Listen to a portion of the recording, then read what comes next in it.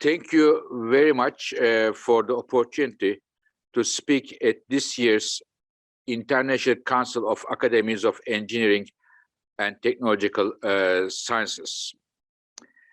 It is a real pleasure to join you virtually today, although I would have much preferred to be able to be with you in person in the beautiful city of Buenos Aires of Argentina. Talking about Argentina, I will tell you a few things about energy and climate change in a minute, but I want to take 30 seconds of your time to fulfill a duty to myself that I wanted to share with you how sad I was to learn the passing away news of one of my heroes in life, Diego Maradona. My great respect to him and to his memory. Dear colleagues, when we look at the energy and climate change issues around the world today, we all know that the climate crisis is getting worse and worse every single day. Climate crisis is essentially an energy challenge. Why? Very simple. Because more than 80% of the emissions causing climate change comes from the energy sector. How we produce energy, how we transform energy, and how we consume energy. Therefore, without fixing the problem in the energy sector, we have no chance whatsoever to solve our climate problem. So it is the reason International Energy Agency, the global energy authority, we are working on energy issues, more than 300 worldwide renowned experts here in Paris, but we know that the climate change is a critical subject for our work here.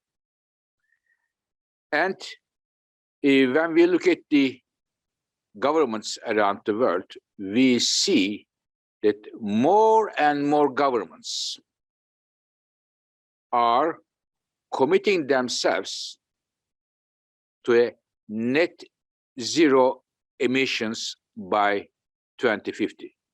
So bringing their emissions today down to net zero by 2050. All European Union countries, UK, United States, Canada, Brazil, when you look at the Asia, Japan, Korea, China 2060, New Zealand, many countries, which is equal to about 70% of global economy, they said, we are going to bring our emissions to net zero by 2050. It is a very important political development. And International Energy Agency took this commitment seriously. And last year, last September, I have asked my colleagues build a big group of the modelers, policy people, statisticians, engineers, all of them, to tell them it is good that the governments say we should reach the net zero by 2050, but what needs to happen in the energy sector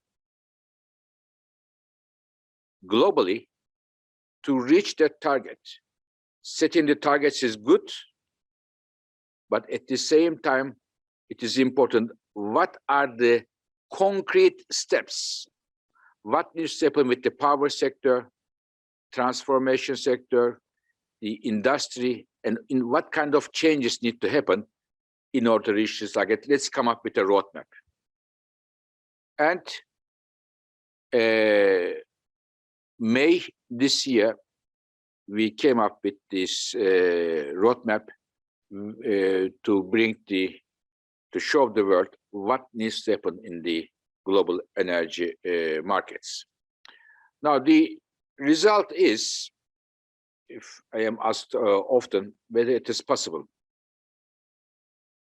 I see that the pathway to reach net zero by 2050 for the world is getting more and more narrow. But still, we have a slim chance it is still feasible. And again, in my view, even if we cannot get the net zero by 2050, and I hope we will, and we will do everything as I said that we will.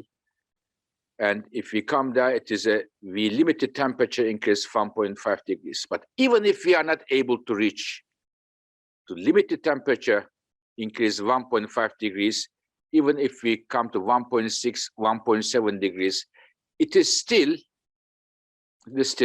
better than the current trajectory of the world, which is about a temperature increase 3 degrees Celsius, which would mean much more extreme weather events around the world, much more frequent, and the intensity of those extreme weather events will be much, much stronger. So what needs to happen in the energy sector? So there, if you have a chance to read our book, we come up with many, many milestones, what needs to happen when. But if I have to categorize in 3 big categories, our homeworks, what needs to happen? The first one, especially in the next 10 years, make the most of the existing clean energy options. What are those which are already in the market? What are those? Solar, wind, hydropower, nuclear power in the countries where it is accepted, electric cars, energy efficiency. We have to make the most out of this because they're already with us within the next 10 years. A massive expansion of existing clean energy options. This is the first homework we have. The second homework we have from our roadmap is that the push for the next 10 years between now and 2030 to make the most out of this existing ones is not enough. Therefore, there are some technologies which are under development, but not yet part of the market. It is in the laboratories, demonstration phases, small-scale applications. What are those? Advanced battery technologies, SMRs, carbon capture and storage, different various hydrogen applications. We have to make sure that those technologies which are not yet part of the market becomes part of the market sometime very soon to complement the first existing clean energy technology options today. This is the second homework. The third one, the emissions today are coming from the fossil fuels, coal, oil, and gas. If we want to reach net zero, we have to reduce their consumption. Consumption of coal, oil, and gas needs to go down between now and 2050. Of course, not immediately tomorrow, but we have to see that there is a declining trend coming to 2050.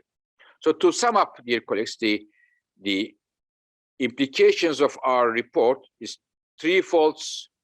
make the most out of the existing clean energy technologies. Second, to bring the advanced technologies which are not in the market yet, to make them part of the market.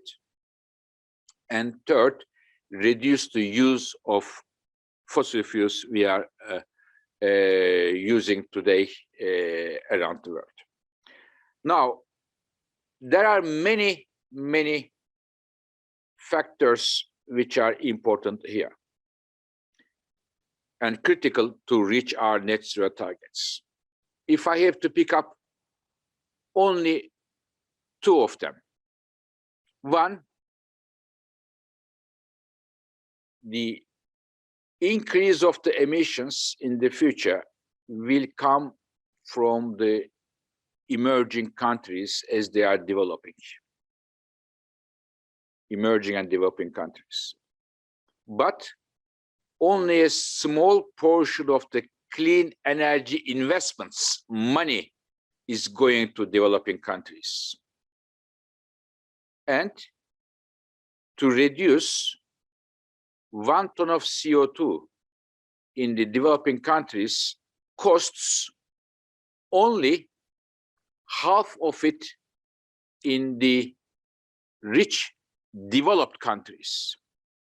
Since the emissions going to atmosphere from Jakarta or from Buenos Aires or from Detroit or from Paris have the same effect on everybody, for the rich countries, developed countries, it is a very important opportunity to help the emerging countries to benefit from the clean energy investment and money. Therefore, they have to channel, in my view, clean energy investment in developing countries only from a rational point of view. Plus, when we look at the emissions today, when we have the climate change, climate crisis, it is not only because of the emissions today, but it is also because of the emissions in the last 100 years. And developed countries in North America and in Europe are the ones who put bulk of the emissions in the last 100 years after the Industrial Revolution to the atmosphere. Therefore, there is also, in my view, a moral responsibility for the advanced economies, developed economies, to provide investment, financial support to the emerging developing countries. The second point, I see another challenge for us to reach our climate goals is if you look at this technology diffusion, I mean, we are all engineers like myself. It is very obvious that the technological innovation is much more successful if there is an international collaboration among the countries. And therefore, it is extremely critical that the countries, for the new technologies, for innovation, collaborate with each other. This would help to make those new technologies coming to market faster and cheaper. So therefore, I would like to highlight this international collaboration as a critical item as well. So, dear colleagues, these are some thoughts from International Energy Agency. And to finish by saying that we are approaching to COP26 in Glasgow, only a few weeks left. We are working very closely with the UK government, as well as almost on a daily basis, discussing with different ministers, different governments, different government leaders to bring everybody together so that the COP26 gives an unmistakable signal to the investors of this world. You investor, we, the countries of the world, came together and decided that the future of energy will be clean. And if you want to make money, with your money, invest in clean energy. Otherwise, you are going to risk losing money. I hope this political determination will come from Glasgow, and I have several reasons to be optimistic with such a good result. Of course, lots of works to be done between now and the meeting taking place in Glasgow. I would like to thank you once again for inviting me to share my views with you engineers. Being an engineer myself, I believe maybe leave this personal thought with you. Unfortunately, the engineers do not always get the recognition what they deserve when it comes to economy, when it comes to energy, when it comes to climate change. But engineers are, in general, humble people. They look at what they are going to do, how they implement the plans, and they want to get the work done. So thank you very much, and all the best to you in Buenos Aires today. Thank you.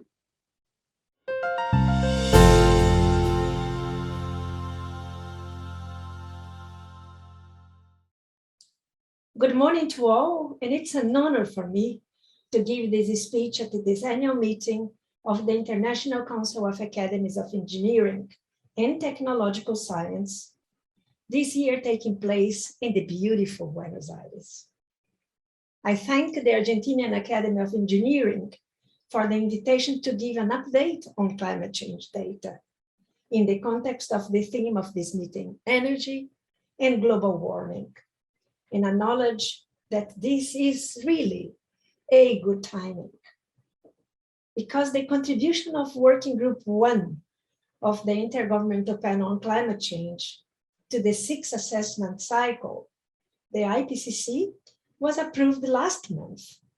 And this allows me to include information on the updated assessment of the current state of climate, how it's changing, and the role of human influence. And obviously, the relation of all these with the energy sector. The contributions of the other two working groups of the IPCC will become available next year. February for Working Group 2, which focus on impacts, adaptation, and vulnerability, and in March for Working Group 3 that focus on mitigation of climate change. So this limits my capacity to address an important issue related to the projected impact of climate change to the mitigation potential of, for instance, renewable energy, which is key to limit global warming, as I will indicate in my presentation.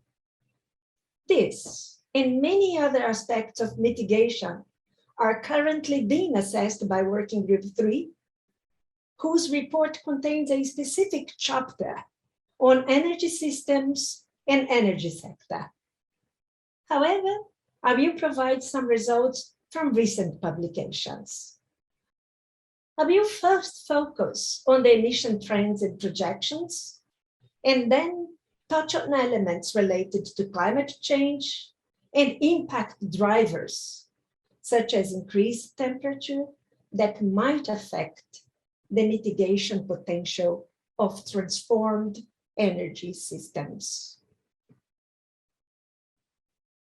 I will start with a slide that presents the global anthropogenic CO2 budget accumulated since the industrial era.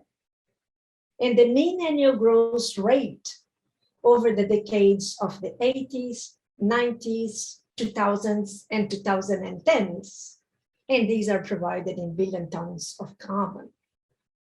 We can see that fossil CO2 emissions have grown continuously since the beginning of the industrial era, with short intermissions due to global economic crisis or social instability.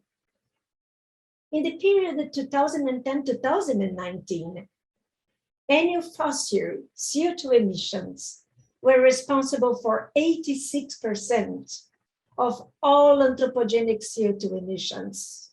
And in 2019 alone, these emissions were estimated to be 9.4 billion tons, the highest on record.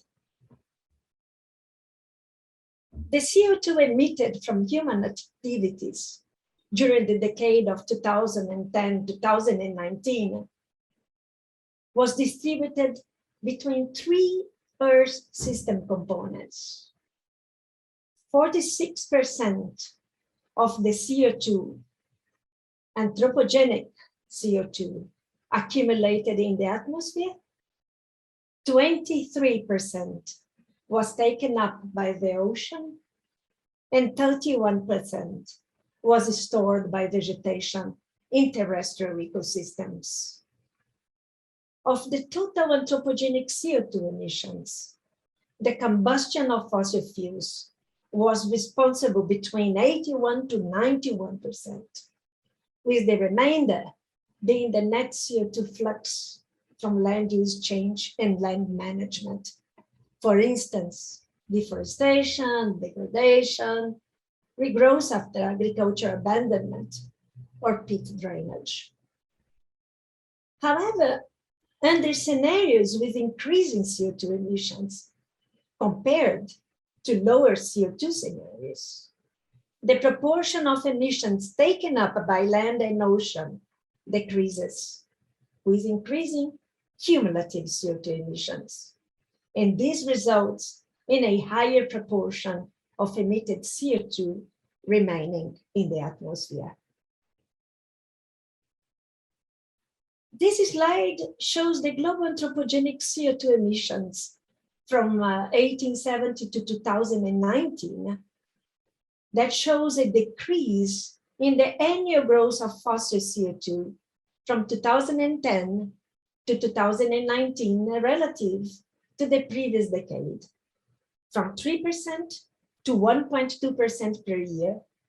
And this is attributed to the slowdown in growth from coal use, and you can see the numbers there in the slide.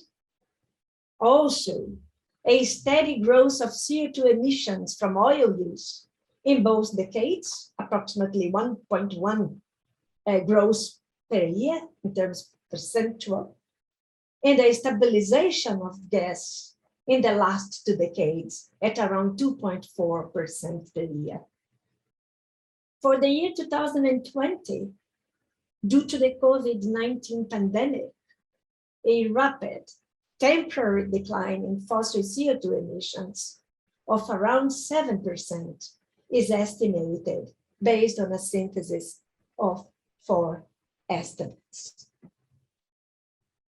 In the last report from Working Group 3, and that was in 2014, and as I mentioned, the new one will come in March 2022, CO2 emissions from fossil fuel combustion and industrial processes contributed about 78% of the total greenhouse gas emissions increase from 1970 to 2010, with similar percentage contribution for the period 2000-2010.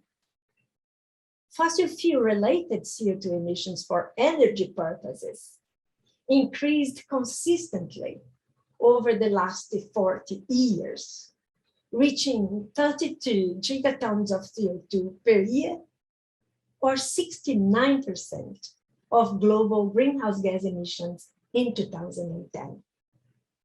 Estimates in several publications show that energy continues to be the lead sector in total annual greenhouse emissions that in 2018 are estimated to be 35% for energy, 23% for industry, 23% for agriculture, forestry, and other land use, 14% for transport, and 6% for buildings. And obviously, in the next report of the IPCC, these numbers might be updated. This next slide shows on the left the emissions per region of the period 1970 to 2010. And this picture comes from the previous IPCC report from Working Group 3. And this includes all sectors and gases, showing a larger contribution from Asia, followed by OECD countries. And on the right, the per capita greenhouse gas emissions, showing the largest per capita in the OECD countries, followed by economies in transition. And below the world average, Middle East and Africa and Asia. And then between 1970 and 2010, greenhouse gas emissions increased 80% from 27 to 49 gigatons of CO2 equivalent. These numbers are not expected to change much, or at least the picture is not going to change too much, even with the updated information. So it is clear from these results that carbon dioxide is the key greenhouse gas driving climate change, and that the burning of fossil fuel has the largest contribution.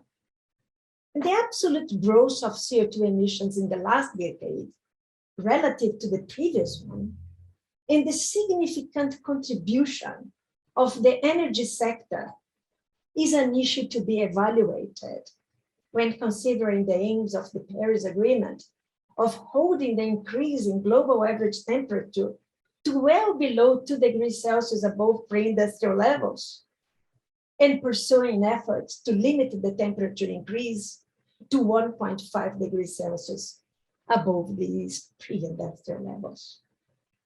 The working group report indicates that from a physical science perspective, limiting human-induced global warming to a specific level requires limiting cumulative CO2 emissions, reaching at least net zero CO2 emissions, along with strong reductions in other greenhouse gas emissions.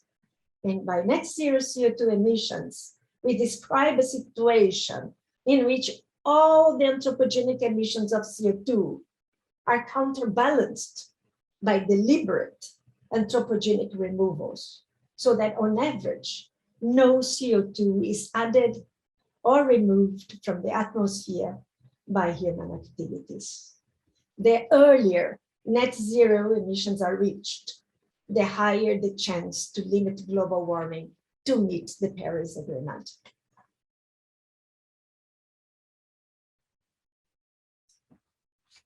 And just briefly, future changes in the climate system were projected in the report from the Working Group 1 using models based on 5 illustrative scenarios.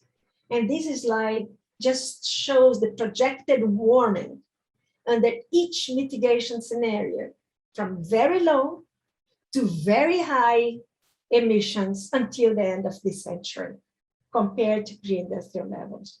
And what you see in the black line shows the warming caused by human activities since pre-industrial times until 2020, reaching 1.1 degrees Celsius. So we can see in this slide the simulated changes in the annual mean temperature at 3 levels of warming: 1.5, 2 degrees Celsius, and 4 degrees Celsius of global warming relative to the industrial era.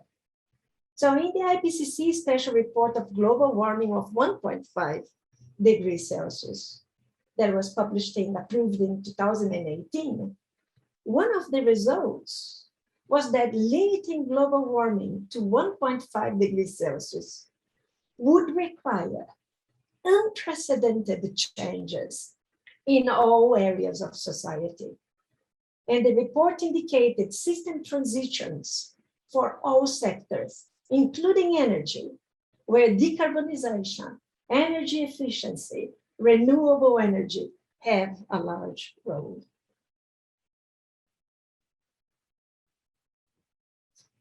So the changing climate also affects elements of the current and future energy systems that are relevant for climate change mitigation. This is not only related to impacts on the supply of renewable energy, I'm focusing on renewables, which often depends on weather, but also on energy consumption and on the vulnerability of electric power systems. So will the increase in temperature or drought or extreme climatic events affect the contribution of the transformation of the energy systems to mitigate climate change? So as I already mentioned, the report from Working Group 3 will seek to answer these questions. However, it is clear that many of the impacts of the climate change are regionally related and directly linked to the level of global warming. For instance, in the case of hydropower, wind, solar, and bioenergy. So the projected impacts of climate change on renewable energy vary depending, for instance, on the modeling assumptions and also the methodology used. But globally, for many renewables, the impact of climate change is projected to be small. However, regionally, the impact may be positive or negative. So for instance, let's take hydropower generation that depends on the availability of water, which can be affected by a larger demand for water for irrigation or for industry. So this slide shows the global spatial patterns of changes in gross hydropower potential based on climate forcing from two climate models, from the low emission scenario on the left to the highest emission scenario on the right, relative to the period 1971 and 2000. So this is a source in the literature. It's not information that is coming from the IPCC. So, unlike hydropower, climate change is not expected to have a substantial impact on future wind resources that could compromise the ability of wind energy to mitigate climate change. However, some articles indicate shifts in the geographic position of atmospheric jets under high emission scenarios. And this could affect the distribution of wind energy in the world. So climate change is also not projected to impact solar radiation at the surface that could compromise solar energy to contribute to mitigation of climate change.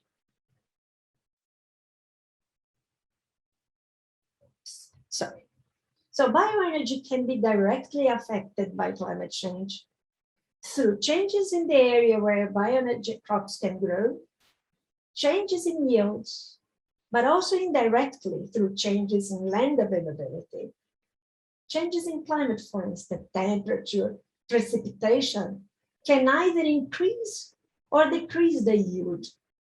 And increases in CO2 concentration increase the yield of biomass. Changes in climate, for instance, temperature, precipitation, can either increase or decrease the yield and the amount of land suitable for energy crops. But these vary by region, species, and climate model used in the projections. As for thermal power plants, climate change is expected to reduce the efficiency of thermal generation and increase the risk of power plant shutdowns during droughts. It is expected to impact the operation of thermal power plants, including nuclear, geothermal, fossil power, and also bioenergy. climate change may reduce the nuclear generation capacity available on hot days due to increasing water temperature, with multiple power plants shutting down due to discharge water temperatures exceeding the regulatory limit under strong emissions climate change scenarios. So this is just a small summary and an update of the data from the working group report. They're really focused on the trends. Where are we now, and what are the contributions for where we are now?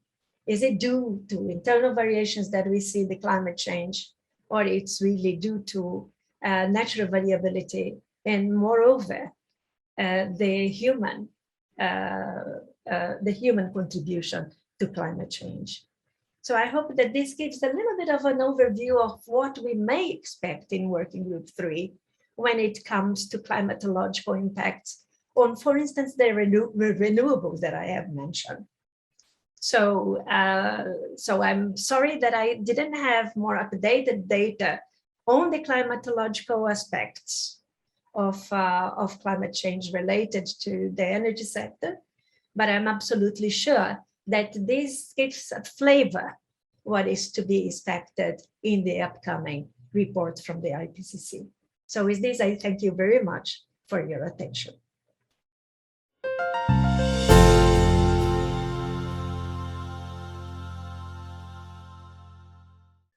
Thank you for the kind introduction. It is an honor to have the opportunity to address such a distinguished audience.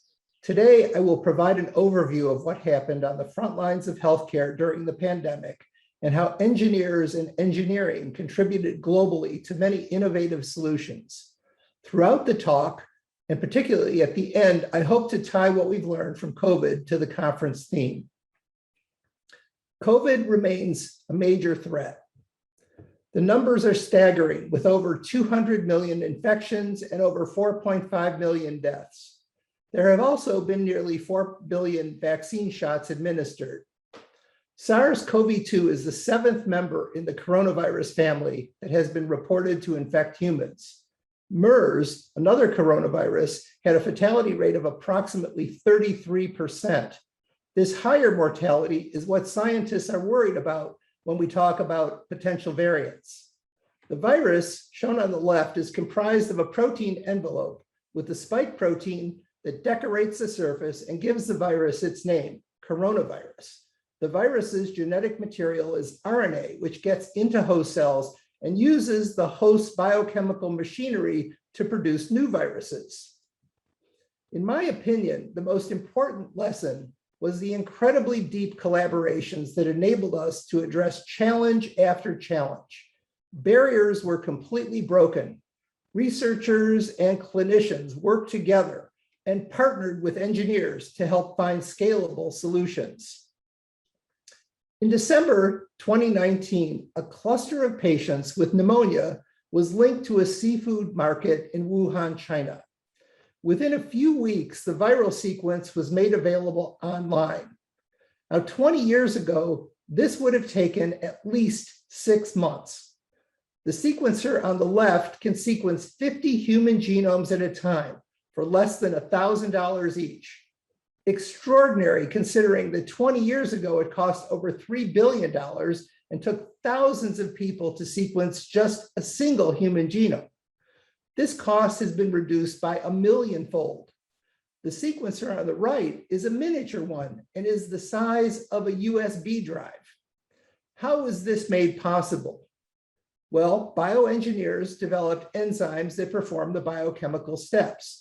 Mechanical engineers developed the fluidic systems. Optical and electrical engineers provided the CMOS sensors that detect the faint light signals emitted by the sequencing reactions. Material scientists and engineers helped create and integrate solid-state circuitry, and computer scientists and engineers developed the hardware and informatics to generate information from the terabytes of data that are generated during a single sequencing run. There were 4 areas where we need technology innovation: devices, diagnostics, therapeutics, and data analytics.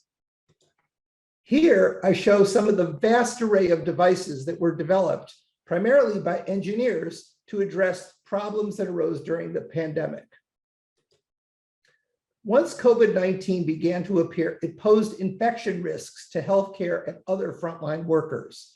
There was a need for multiple forms of personal protective equipment, including face masks, face shields, N95 masks, gloves, and gowns. One of the most successful short-term approaches for meeting this need was additive manufacturing, also called 3D printing, which turned out to be useful for rapid prototyping and to manufacture literally thousands of devices, such as the face shields and masks shown here. Additional device innovations included patient isolation hoods shown on the left, which reduced virus transmission during high-risk, high aerosol generating procedures. Nasal swabs were also mass-produced by 3D printing. Ventilators were created by repurposing equipment. And there were other devices, such as a shirt that was developed on the right so that family and healthcare workers could give virtual hugs to patients who were in isolation and just needed personal contact. So some of the lessons that were learned for devices were that all aspects of engineering were required.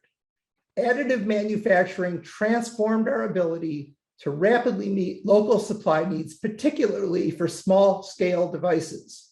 But there were bigger pictures. We learned that although the supply chain is global, when countries need supplies and materials for their own use, domestic needs take precedent. We learned that our reliance on global chemical suppliers, such as are used for the disinfecting wipes, alcohol, created serious shortages that posed public health risks. These critical supplies should be stocked well in advance of the need. The second area we'll cover is diagnostics. There was an incredible ramp up in capacity and capability in so many areas during the pandemic. For diagnostics, never before has there been a need for testing at this scale. In fact, the diagnostic testing needs for COVID exceeded the entire lab testing capacity of the world. First, what do we measure? There are 3 molecule classes. I told you the genetic material of SARS is RNA. RNA testing is typically done by PCR and is usually performed at central labs. Antibodies are the host's response to infection, and they neutralize the virus by binding to the viral proteins so they can prevent it from infecting host cells. They also activate other molecules designed to destroy the virus. Antibody tests are used to determine community prevalence because many individuals are asymptomatic. They get infected, but they do not exhibit symptoms. Antibody tests have been used recently to determine the strength of response to vaccination. Antigens are the third class and are the viral proteins, primarily the spike protein or subregions of the spike protein.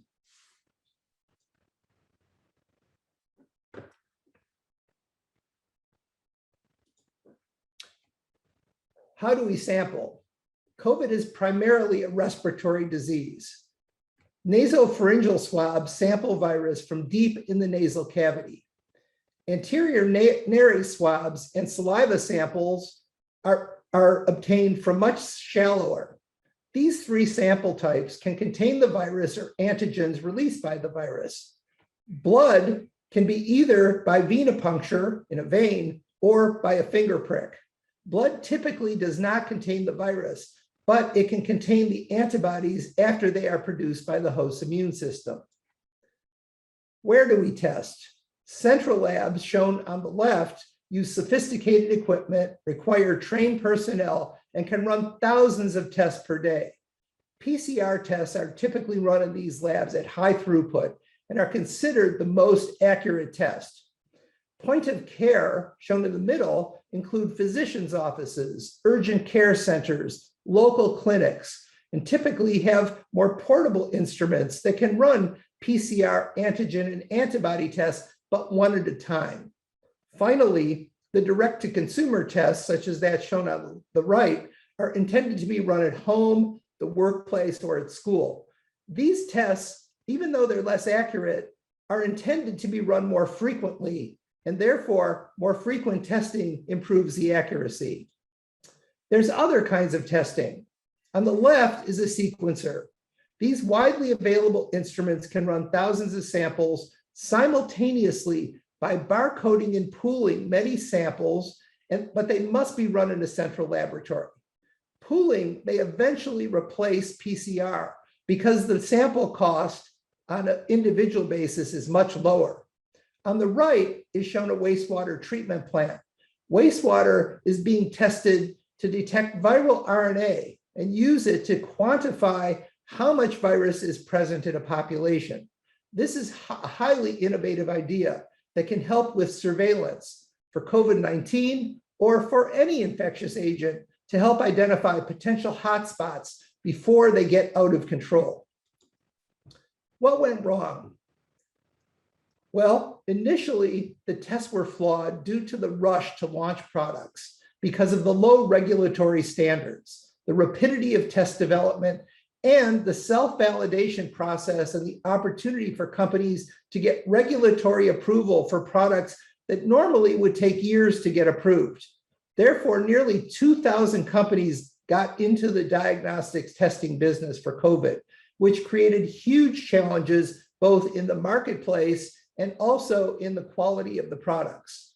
Meanwhile, the large diagnostics companies were working behind the scenes, and once they became available and launched their products, tens of millions of tests per month became available. And many of those smaller companies just could not compete and either went out of business or stopped producing their COVID tests. So the lessons learned in diagnostics are, first, coordination is required at the national or international levels. Supplies are finite, so they need to be deployed where they're needed rather than who can pay. This point is particularly important because we need to ensure that diagnostic testing is available to all disadvantaged communities and countries. Testing should be distributed. We can't test enough by simply sending samples to central labs. We need public health labs in each country capable of filling the testing needs until direct-to-consumer and point-of-care tests become available. Validation must be done by independent organizations. And finally, innovation is important, but scale is much more important. The big diagnostics companies have both the necessary scale and the reach when the challenge is global.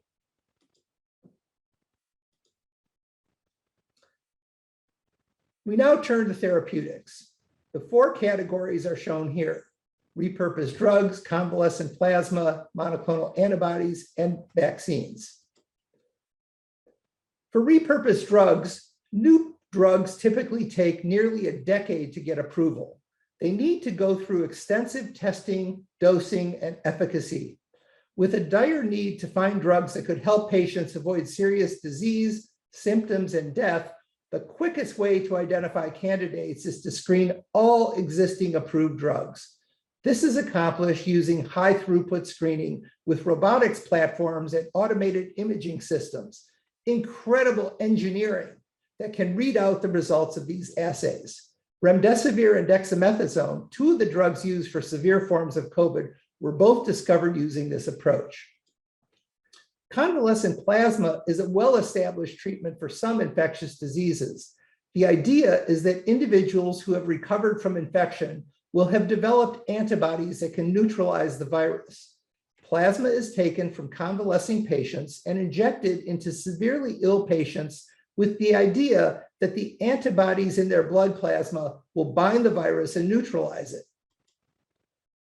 Once the proteins from the virus were identified, they were expressed using biological engineering methods and were used to generate monoclonal antibodies that bind to viral proteins.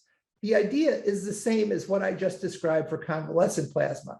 Antibodies neutralize the virus, but monoclonal antibodies are much more predictable than convalescent plasma. Since the pandemic began, there was a massive global effort to produce vaccines that would protect us from infection and severe disease. Over 150 vaccine candidates are being developed, even though only a few have been approved. Vaccines were developed in record time, months instead of many years typically required since vaccines were first developed. Why does it take so long? Well, first, it takes time for individuals to develop antibodies and to demonstrate that the vaccine is protective. Second, the issue with any drug is that it requires a large-scale trial to see those rare side effects that wouldn't appear in smaller sample sets. With COVID, because we need to vaccinate billions of people with 2 doses for some of the vaccines, rare side effects could affect a substantial number of people. Fortunately, most of the side effects observed to date have been extremely rare and they've been mild. RNA vaccines are synthetic vaccines. As shown in the slide,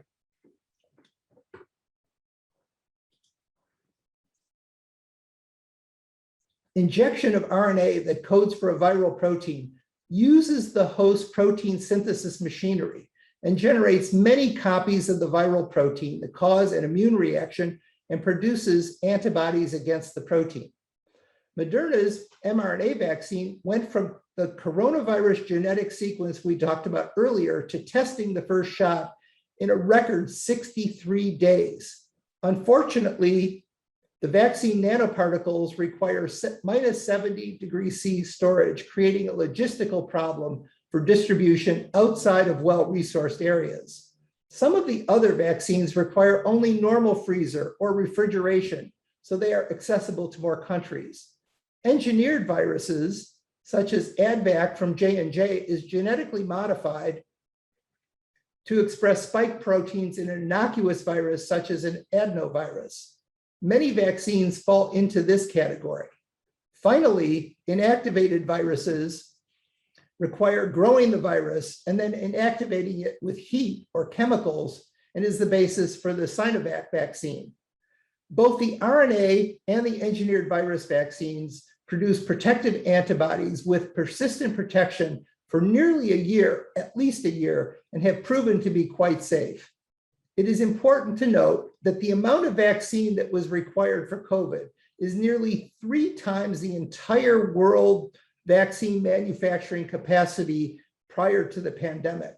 So it's an extraordinary engineering scale-up problem, both for biomanufacturing and for distribution. But let's not forget that only a small percentage of the world's population have been vaccinated. Africa has only vaccinated between 1 and 2% of its population, and vaccine hesitancy is significant. The variants arise in unvaccinated populations through naturally occurring mutations. Variants have properties that help the virus survive, such as an increased ability to infect. Some variants may cause more severe disease, but the transmissivity is the biggest concern because more people get infected. This can lead to vaccinated individuals being exposed, and some of them could become sources of new variants that can escape vaccine protection. Most vaccines are highly protective and also protect against the variants by preventing severe disease and hospitalization. Also, they reduce transmissivity by reducing viral load. So with therapeutics, the lessons learned are that rapid drug discovery is possible through repurposing of existing approved drugs. Vaccines can be rapidly developed. Critical supplies must be protected. And finally, controlled blinded samples are needed in all these areas. Our last area is data and analytics. All the areas we've discussed previously are generating huge amounts of data, from device design to diagnostic testing to clinical trials. With mobile health, the idea is pretty simple. We collect data using non-invasive monitoring. Using data, a probabilistic model is produced that categorizes individuals into various groups depending on their likelihood of infection. Those in higher risk groups, based on the model, get tested. Positive tests result in quarantine. Negative tests and those in the low risk group continue to be monitored. The types of data that are collected include electronic self-reports using smartphones, wearable sensors, and digital contact tracing. With digital contact tracing, the idea is to detect whether subjects have been in the vicinity of others who have tested positive for COVID-19.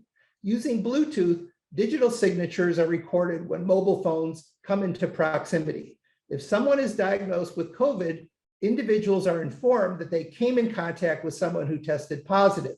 In this way, at-risk individuals get tested and they can quarantine before they can transmit the virus. In the spirit of the conference theme, I will end by connecting the lessons we learned from COVID and relate them to climate change.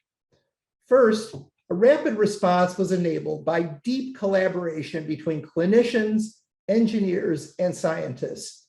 The academic community, industry, non-governmental organizations, and governments also collaborated deeply. COVID and climate change are global problems that require global cooperation. Local solutions are required. One size does not fit all locations. We need a distributed and reliable supply chain. Critical supplies cannot depend on one country. Engineers and all fields of engineering are essential. And finally, it's not over. We need to continue to innovate. I hope I've provided you with some insight and perspective into where we have been with COVID-19. I've tried to provide lessons learned for each of these areas, including steps we can take to improve our preparedness when we experience another pandemic. It's not a matter of if, but when. So we as a global community need to be prepared. Finally, I want to thank the organizers for giving me the opportunity to share my learnings with you today, and thanks to all of you for listening.